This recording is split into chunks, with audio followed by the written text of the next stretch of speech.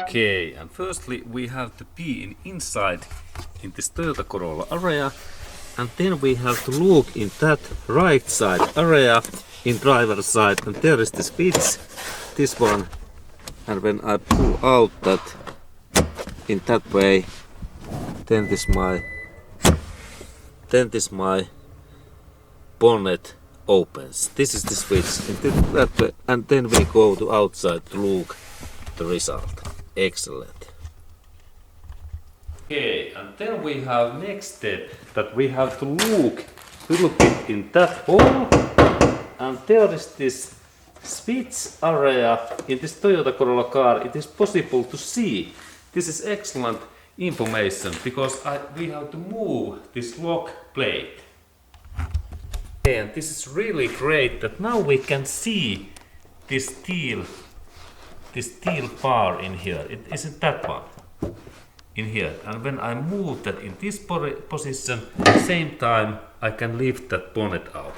Great, this is great innovation from Toyota car. And let's look this switch more.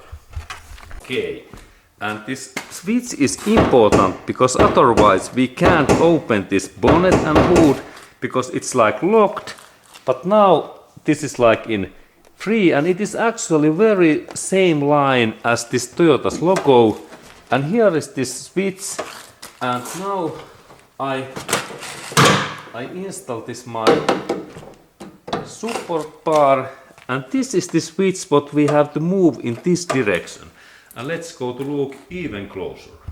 And here is really this switch what I have to keep in that position, and then I pull up this bonnet and hood, and there is this locking pin what locks that. Now we can see that how it moves open and close. And now we have really nice view. We can see that this is locking pin, and now it opens and now it closed that area. And we have to keep that locking plate all time in this position, and then we lift up this bonnet. Then second trick is that in Toyota cars there is this steel, this support bar opens in that way that I pull that up, and then I take that in here, and then there is specific location for that thing. There is really special location. That bar, it is in that one, and small arrow in here, and now when I install that in here and I test that this is secure, now bonnet and hood is in this position.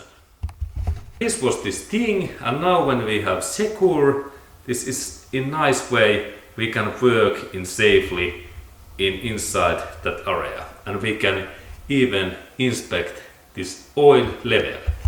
What you need for that service, you need this clean cotton cloth, some used old like t-shirt or some another clean cotton cloth. White is the best one.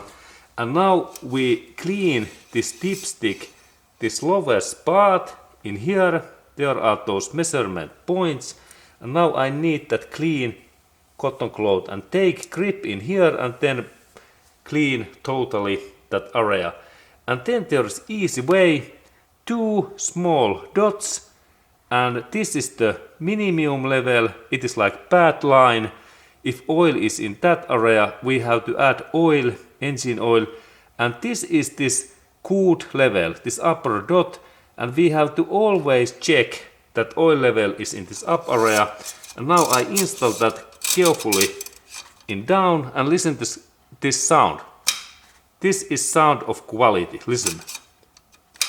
And now oil dipstick is ready for measurement. I take that carefully away, and then in this area, this must be in horizontally in this way, this dipstick, and then we look that in what line we have this oil.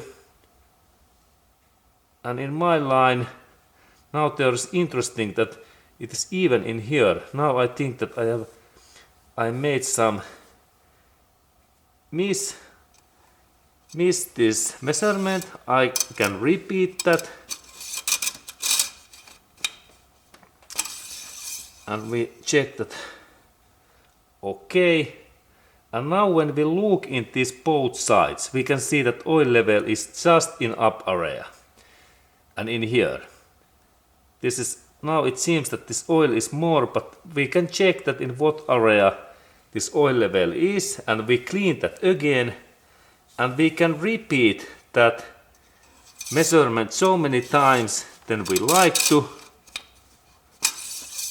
And now we check again. And in my case, I think that oil level is just in this up dot, that everything is okay. And this is the service what I recommend to do with every month. Or then if you like to be professional, within every week.